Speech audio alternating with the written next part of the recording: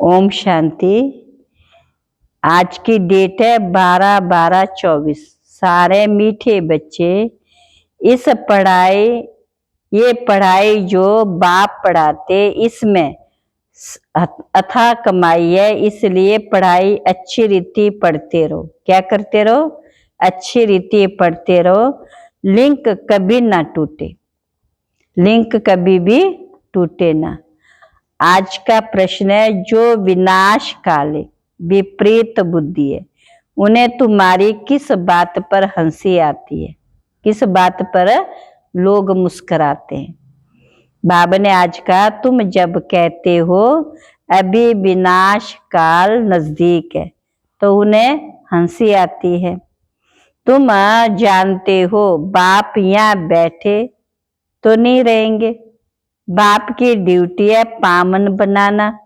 जब पावन बन जाएंगे तो ये पुरानी दुनिया विनाश होगी, तब तक तो विनाश भी नहीं होगी ना, नई आएगी। ये लड़ाई है ही विनाश के लिए। तुम देवता बनते हो तो इस कलयुगी छी सृष्टि पर आ नहीं सकते। देवता फिर इस कलयुगी छी दुनिया में नहीं आ सकते। इसलिए क्या है, सृष्टि को पावन बनाना ही। ओम शांति। रूहानी बाप बैठ रूहानी बच्चों को समझाते। बच्चे समझते हम बहुत बेसमझ बन गए थे, माया रावण ने बेसमझ बना दिया था। ये भी बच्चे समझते कि बाप को जरूर आना ही है। जबकि नई सृष्टि स्थापन होने त्रिमूर्ति का चित्र भी है। ब्रह्मा द्वारा स्थापना, विष्णु द्वारा पालना, शंकर द्वारा विनाश। क्योंकि करण करावनहार तो बाप है ना, एक ही है जो करता है और कराता है। करता भी है कराता भी है। पहले किसका नाम आएगा? जो करता है, फिर जिस द्वारा कराते हैं। करण करावनहार कहा जाता है ना। ब्रह्मा द्वारा नई दुनिया की स्थापना कराते। ये भी बच्चे जानते, हमारी जो नई दुनिया थी जो हम स्थापन कर रहे हैं, इसका नाम ही है देवी देवता धर्म।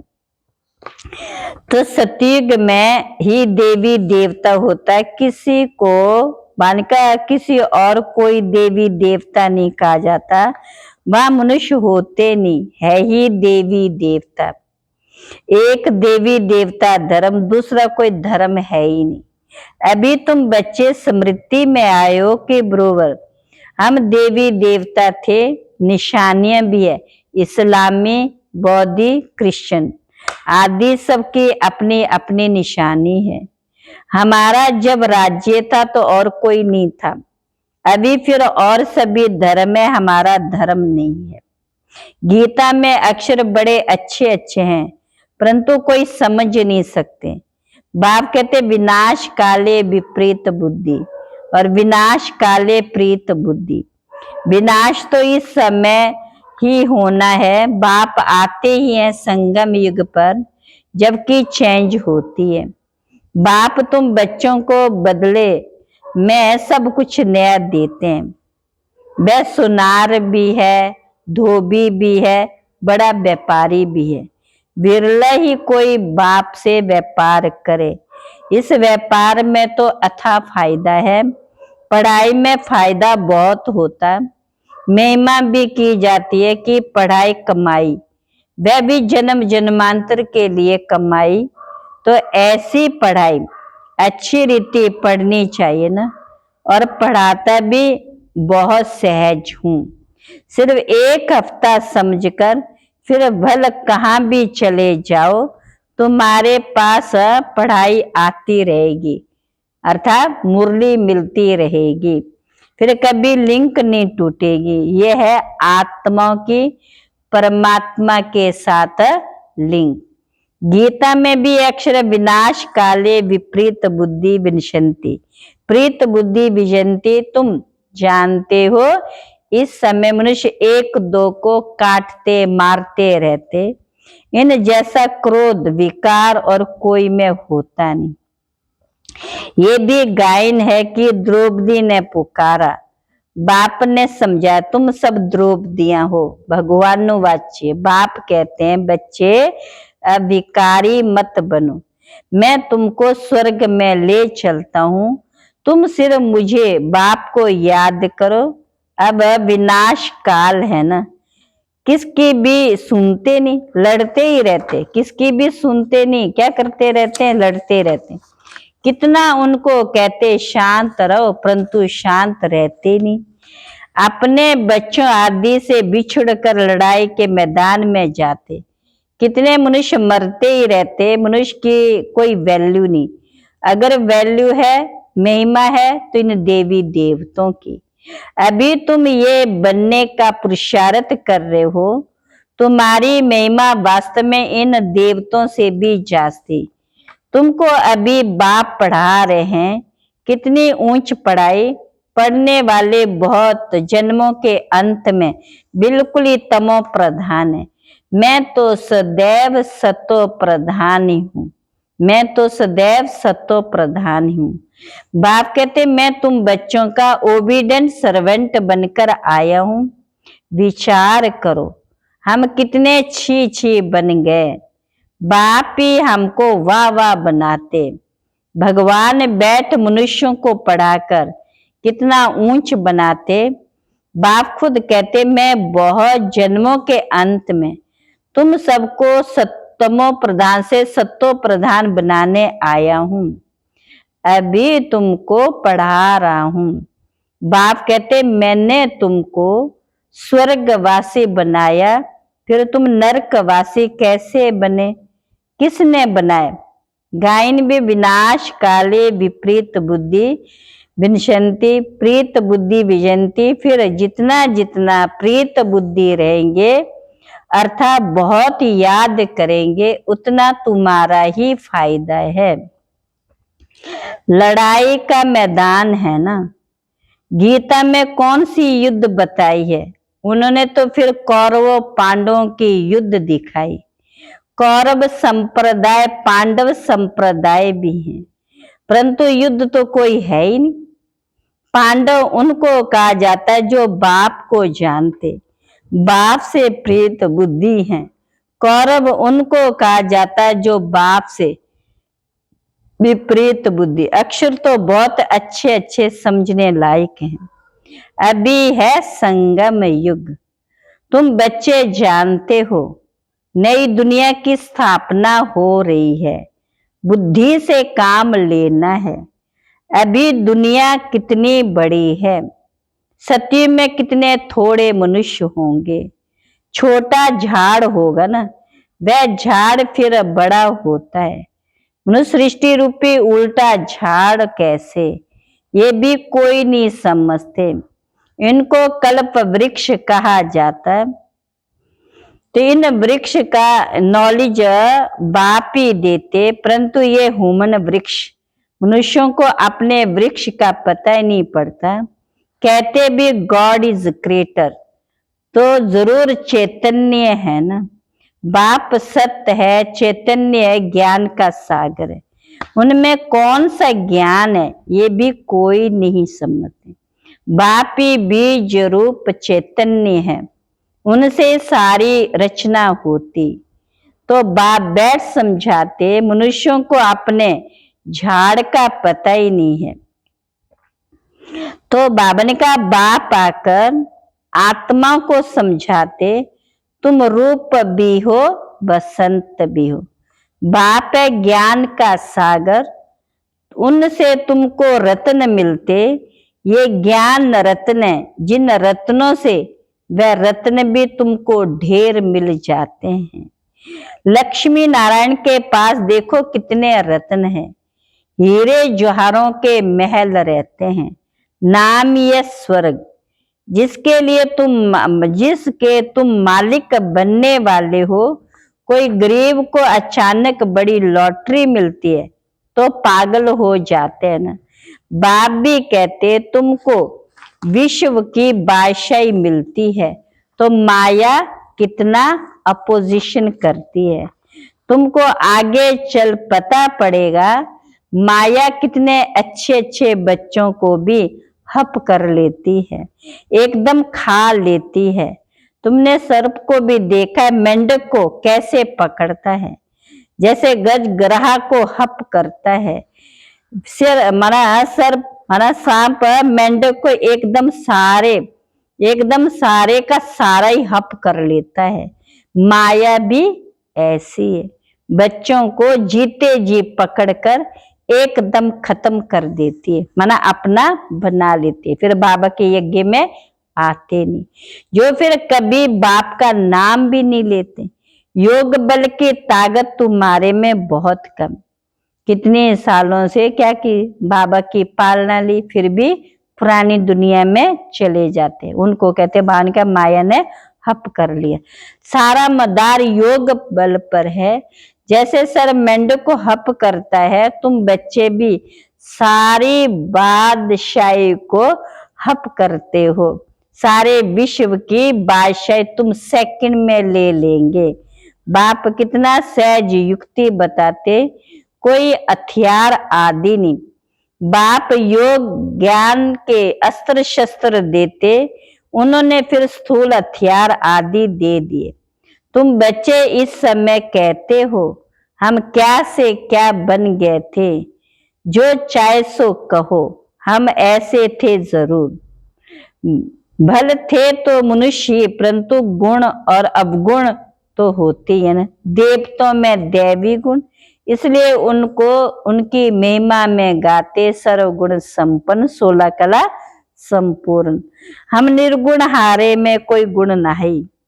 इस समय सारी दुनिया ही निर्गुण है, एक भी कोई गुण नहीं। तो बाबा ने कहा बाप जो गुण सिखलाने वाला उनको ही नहीं जानते, इसलिए कहा जाता है विनाश काले विपरीत बुद्धि। अब विनाश तो होना संगम युग पर, जबकि पुरानी दुनिया विनाश होती, नई दुनिया स्थापन होती। इनको कहा जाता है विनाश काल, ये अंतिम विनाश, फिर आधा कल्प कोई लड़ाई आदि होती ही नहीं। बाप इस समय की हालत बतलाते, फर्क तो बहुत है ना। आज भारत का ये हाल है, कल भारत क्या होगा। आज ये है, कल तुम कहाँ होंगे। तुम जानते पहले नई दुनिया छोटी, कितनी छोटी थी, वहां तो महलों में कितने हीरे जवाहरात आदि होते हैं।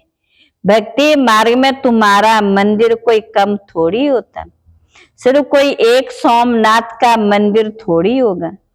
एक कोई बनाएगा तो उनको देख और भी बनाएंगे।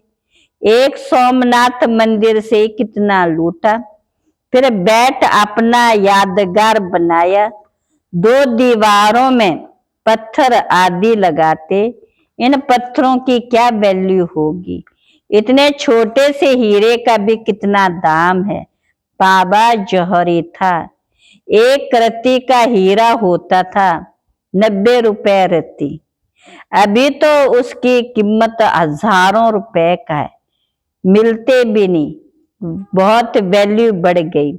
इस समय विलायत आदि तरफ धन बहुत है, परंतु सतयुग के आगे तो वो कुछ भी नहीं है।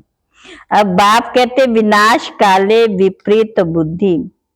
बाप कहते मैं कितना मान का कितना समय बैठा रहूंगा, या मैं कितना समय बैठा रहूंगा, मुझे कोई यहाँ मजा आता है क्या। मैं तो ना सुखी ना दुखी होता हूँ। मेरे ऊपर ड्यूटी है पावन बनाने की। तुम ये थे, अब ये बन गए, फिर तुमको ऐसा ऊंच बनाता हूं, तुम जानते हो हम फिर वह बनने वाले। अब तुमको ये समझ आई, हम इस दैवी घराने के भांति थे, राजाई थी, फिर ऐसे अपने राजाई गवाई, फिर और आने लगे।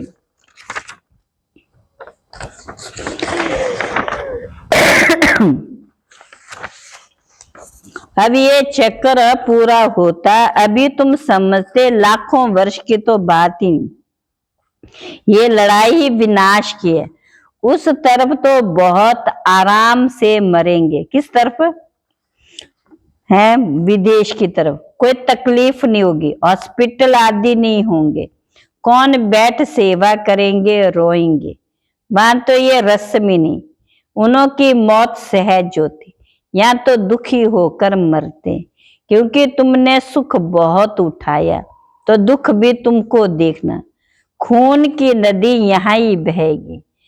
वह समझते कि ये लड़ाई फिर शांत हो जाएगी, परंतु शांत तो होनी नहीं। मीरुआ मौत, मलुका शिकार। तुम देवता बनते हो, फिर कलयुगी छी सृष्टि पर तुम आ नहीं सकते। गीता में भी है भगवानो वाच्य, विनाश भी देखो स्थापना भी देखो। साक्षात्कार हुआ ना, ये साक्षात्कार सब अंत में होंगे। फलाने फलाने ये बनते, फिर उस समय रोएंगे, बहुत पछताएंगे, सजा खाएंगे, नसीब कूटेंगे। नसीब कैसे कूटते हैं? ऐसे ऐसे करते हैं। लेकिन कर क्या सकेंगे? ये तो 21 जन्मों की लॉटरी है। स्मृति तो आती है ना, साक्षात्कार बिगर किसको सजा नहीं मिल सकती। ट्रिब्यूनल बैठती है ना। अच्छा, मीठे मीठे सिकल बच्चों प्रति माता पिता बाप दादा का याद प्यार गुड मॉर्निंग। रूहानी बाप की रूहानी बच्चों को नमस्ते। रूहानी बच्चों की रूहानी बाप दादा को नमस्ते नमस्ते। धारणा के लिए मुख्य सार, पहली पॉइंट है स्वयं में ज्ञान रत्न धारण कर रूप बसंत बनना है। ज्ञान रत्नों से विश्व के बादशाही की लॉटरी लेनी है। दूसरी पॉइंट है, इस विनाश काल में बाप से प्रीत रख, एक की याद में रहना। ऐसा कोई कर्म नहीं करना जो अंत समय में पछताना पड़े या नसीब कूटना पड़े। आज का वरदान है सदा स्नेही बन। उड़ती कला का वरदान प्राप्त करने वाले निश्चित विजयी निश्चिंत भव। निश्चित विजयी निश्चिंत भव। स्नेही बच्चों को बाप दादा द्वारा उड़ती कला का वरदान मिल जाता। उड़ती कला द्वारा सेकंड में बाप दादा के पास पहुंच जाओ तो कैसे भी स्वरूप में आई हुई माया आपको छू नहीं सकेगी। परमात्म छत्र छाया के अंदर माया की छाया भी नहीं आ सकती। स्नेह मेहनत को मनोरंजन में परिवर्तन कर देता है। स्नेह हर कर्म में निश्चित विजयी स्थिति का अनुभव कराता है। स्नेही बच्चे हर समय निश्चिंत रहते, कोई चिंता नहीं। आज का स्लोगन है नथिंग न्यू की स्मृति से सदा अचल रहो तो खुशी में नाचते रहेंगे। अच्छा, ओम शांति। अव्यक्त इशारे। संगम युग का विशेष वरदान संतुष्टता है। इस संतुष्टता का बीज सर्व प्राप्ति है। असंतुष्टता का बीज स्थूल व सूक्ष्म अप्राप्ति है। आप ब्राह्मणों का गायन है, अप्राप्त नहीं कोई वस्तु ब्राह्मणों के खजाने में अथवा ब्राह्मणों के जीवन में, तो फिर असंतुष्टता क्यों? जब वरदाता दाता के भंडार भरपूर, जब वरदाता दाता के भंडार भरपूर है, इतनी बड़ी प्राप्ति है, फिर असंतुष्ट क्यों? अच्छा, ओम शांति।